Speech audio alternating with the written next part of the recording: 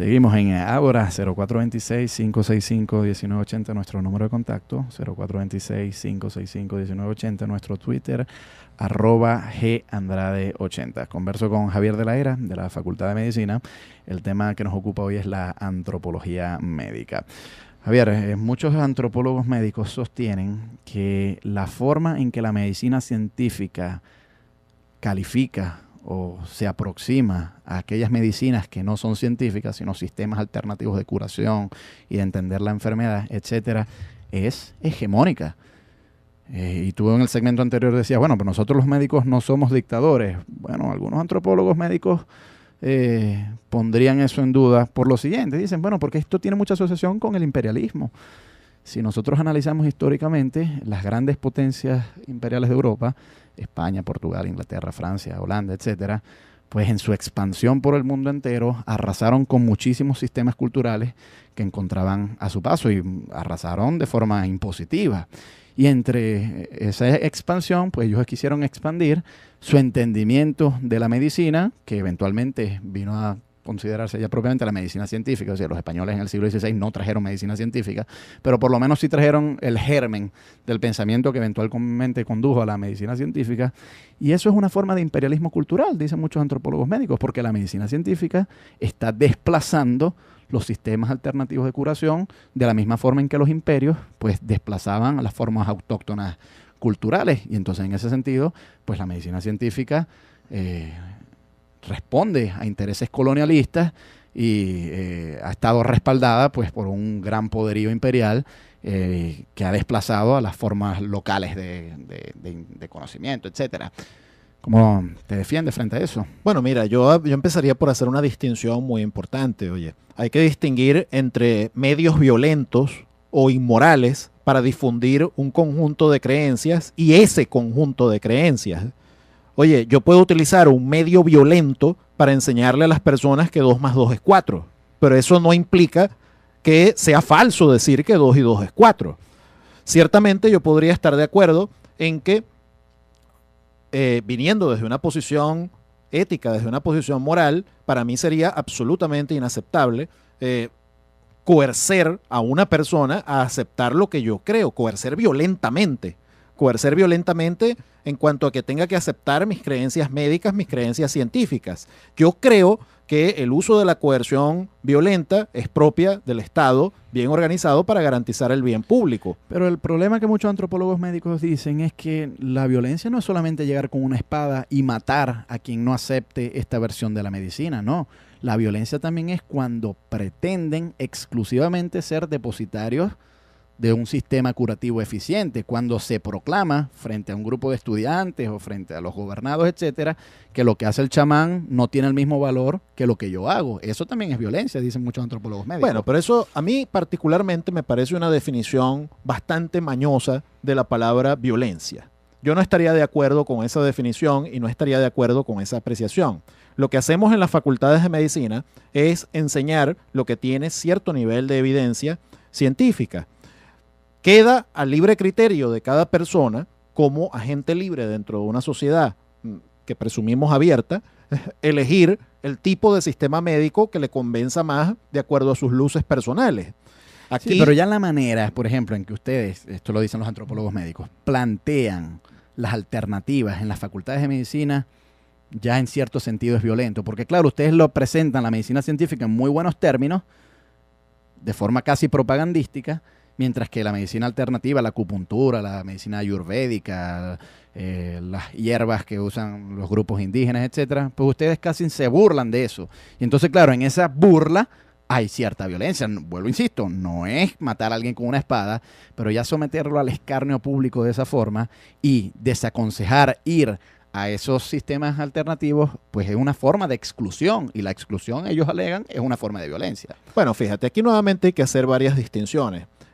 Yo creo que el escarnio público es algo que sufren personas, no ideas.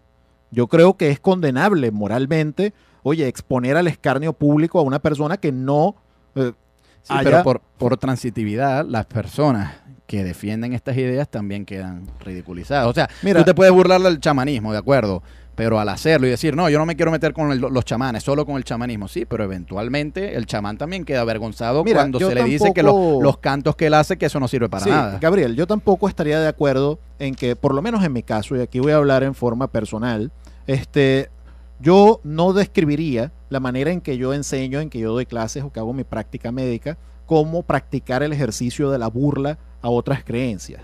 Eso sí estaría de acuerdo contigo, sería un ejercicio de agresividad, aunque sea verbal. Ahí sí estaría en pleno acuerdo contigo. Ahora, yo parto de una posición diferente. La posición diferente de la que yo parto es que yo creo que un profesional de salud que tenga una mínima formación en ética médica, pues está en el deber de exponer lo que la evidencia le enseña sobre las enfermedades, tanto físicas como psiquiátricas.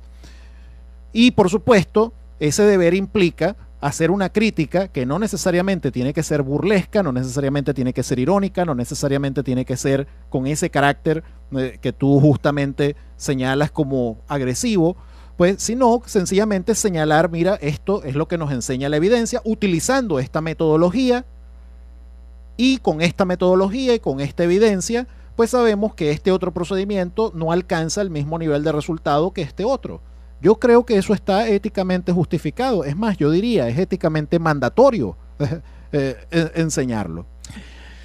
Pero yo quisiera regresar un momento al asunto de la hegemonía, porque muchos antropólogos médicos sostienen que el paradigma que ustedes los científicos defienden para entender enfermedades y tratar de combatirlas obedece a intereses de las industrias farmacéuticas, y que en la medida en que ustedes quieren resolver un gran número de enfermedades aplicando fármacos que son producidos por grandes compañías, pues eso hace a los ricos más ricos y a los pobres más pobres, mientras que más bien las medicinas alternativas, hierbas, acupuntura, medicina ayurvédica, los remedios basados en la llamada etnomedicina de los grupos tribales americanos, etcétera, pues esos precisamente proceden, los remedios que ellos prescriben proceden de manufacturas locales, y entonces eso pues más o menos equilibra un poco el desbalance económico que hay en el sistema mundial, que sospecho que tú tendrás que estar de acuerdo en que es bastante desigual.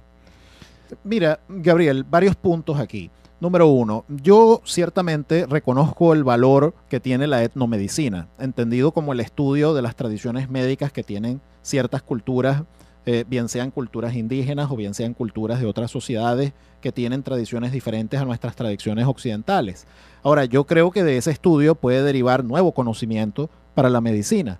Yo creo que se pueden descubrir nuevas sustancias, nuevas técnicas terapéuticas. Ahora, con lo otro que tú mencionas, si la medicina científica occidental está de alguna manera dominada por un complejo industrial farmacéutico que desplace a los métodos naturales o tribales que serían más efectivos, baratos, económicos, igualitarios para todos. No necesariamente más efectivos, pero por lo menos sí económicamente más efectivos en la repartición de la riqueza. Puede ser que medicinalmente no, de acuerdo, fíjate, pero económicamente sí cumple una función, es lo que alegan muchos de estos. Bueno, yo te diría varias cosas, Gabriel. Número uno, fíjate, por mucho que una empresa farmacéutica tenga muchísimo dinero para invertir, eventualmente, investigadores independientes alrededor de todo el mundo pueden hacer estudios que prueben que tal o X fármaco sirve o no sirve, tiene efectos secundarios que lo hacen inadmisible o no lo hacen admisible.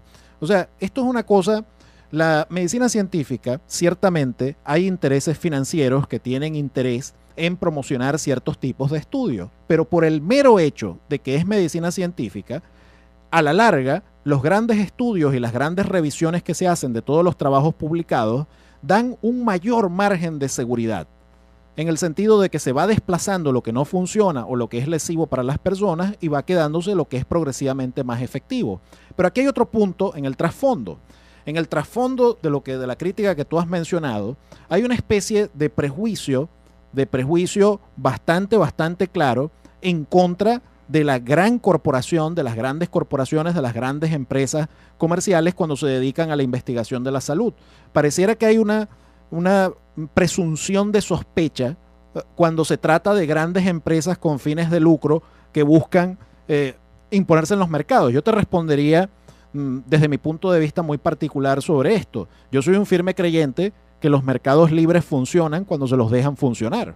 Y yo creo que una empresa farmacéutica que por hacer dinero empezara a vender medicamentos que no funcionara rápidamente llegaría a la quiebra.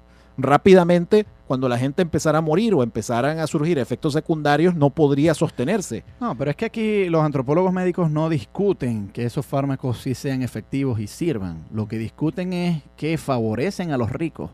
Entonces, claro, para tratar de equiparar un poco, balancear las desigualdades económicas que hay en el mundo, pues quizás ustedes los médicos científicos tendrían que abrirse un poco más a sistemas de curación alternativos para que aquellos que producen las sustancias que prescriben los médicos alternativos pues puedan crecer económicamente y haya mayor balance. Vamos a dejar eso para el segmento que viene.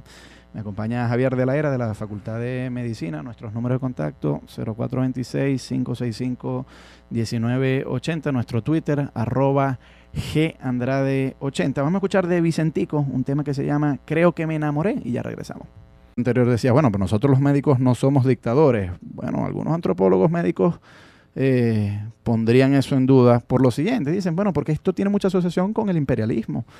Si nosotros analizamos históricamente las grandes potencias imperiales de Europa, España, Portugal, Inglaterra, Francia, Holanda, etcétera, pues en su expansión científica, pero por lo menos sí trajeron el germen del pensamiento que eventualmente condujo a la medicina científica, y eso es una forma de imperialismo cultural, dicen muchos antropólogos médicos, porque la medicina científica está desplazando los sistemas alternativos de curación de la misma forma en que los imperios pues desplazaban la formación por el mundo entero, arrasaron con muchísimos sistemas culturales que encontraban a su paso y arrasaron de forma impositiva. Y entre esa expansión, pues ellos quisieron expandir su entendimiento de la medicina, que eventualmente vino a considerarse ya propiamente la medicina científica. O sea, los españoles en el siglo XVI no trajeron medicina científica. Seguimos en Ágora, 0426-565-1980, nuestro número de contacto, 0426-565-1980, nuestro Twitter, @GAndrade80. Converso con Javier de la Era, de la Facultad de Medicina. El tema que nos ocupa hoy es la antropología médica. Javier, muchos antropólogos médicos sostienen que la forma en que la medicina científica califica o se aproxima a aquellas medicinas que no son científicas, sino sistemas alternativos de curación y de entender la enfermedad, etcétera, es hegemónica. Y tú en el segmento